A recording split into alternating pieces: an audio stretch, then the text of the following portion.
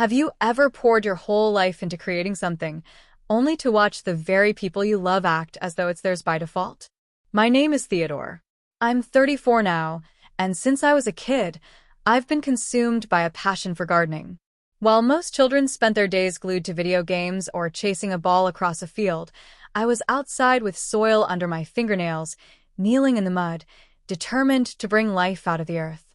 I would spend hours digging holes in the backyard, tracing the roots of old shrubs, imagining the possibilities of what might bloom there. My parents never got it. To them, it was just a silly hobby, something I'd outgrow. But it never faded. By the time I turned 18, I already knew exactly what I wanted to dedicate my life to: horticulture. My parents pushed for something sensible, a career that looked good on paper. I pushed back.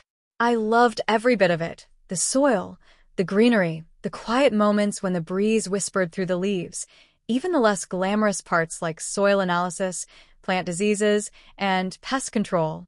I'll never forget being about 12 years old, crouched beside the shed on a hot summer afternoon, my hands dark with dirt, my heart beating fast.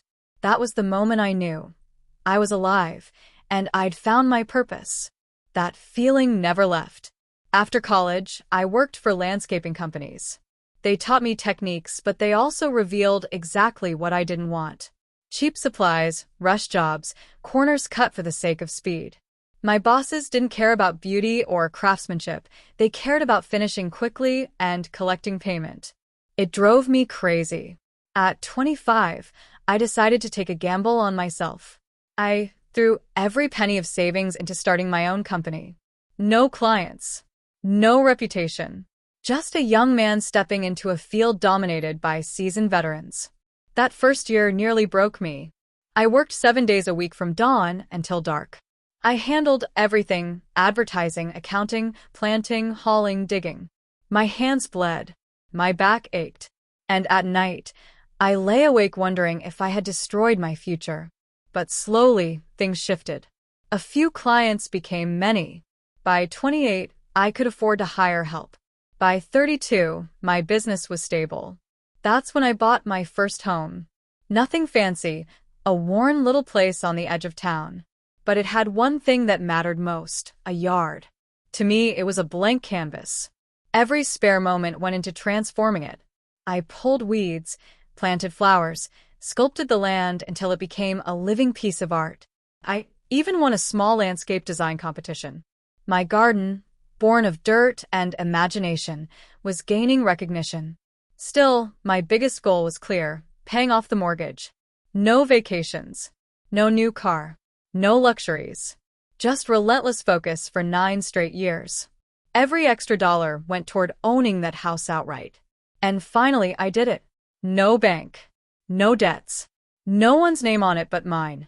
That day, I bought myself a chocolate cake and a bottle of wine to celebrate. I wanted to share the moment with my family. My older brother Marcus, his wife Sarah, and their 2 kids, Jake and Tommy, had always struggled financially. For years, I'd helped them, covering their rent, letting the boys play in my yard. I imagined hugs, congratulations, maybe even pride. Instead, Sarah looked me straight in the eye, her tone dripping with entitlement, and said, "This house belongs to the family. We're moving in." And my parents? They agreed. Marcus nodded along as if it were already decided. I sat there in disbelief while they carved up my home, my sanctuary, my years of sacrifice, as though I didn't exist. They spoke about my rooms, my garden, my memories, like dividing property in a will. I can still remember the smell of dinner that night, the roast my mom had made, something warm and familiar. But all I felt was the icy sting of betrayal.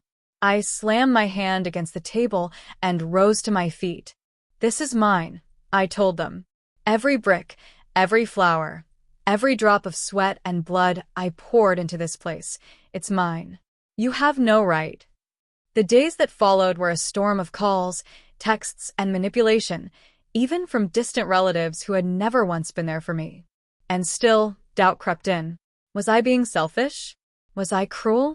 Then I'd step into my garden, press the soil between my fingers, breathe in the scent of the flowers I'd nurtured, and remember: no, this was mine. My dream. my life. Then came the Saturday morning I'll never forget. I woke to the sound of trucks and voices. Movers in my driveway. Marcus standing with arms folded, Sarah barking orders like a foreman. My heart turned to ice. I stormed outside, chest heaving. You are trespassing. Leave this property immediately, or I'll call the police. The hesitation in their eyes told me everything. They weren't expecting resistance. That pause was proof enough. I wasn't the one in the wrong. In that moment, fear left me. I wasn't just protecting a house. I was standing my ground on the life I had built with my own 2 hands. And no one, not my brother, not Sarah, not even my parents, was going to take it from me. I still remember standing there, dirt under my nails, the sun glinting off the leaves I had raised from the ground, and thinking, this is freedom. Not just victory. Not just relief. But pure, undeniable freedom. That's when it hit me. Boundaries aren't just about keeping possessions safe.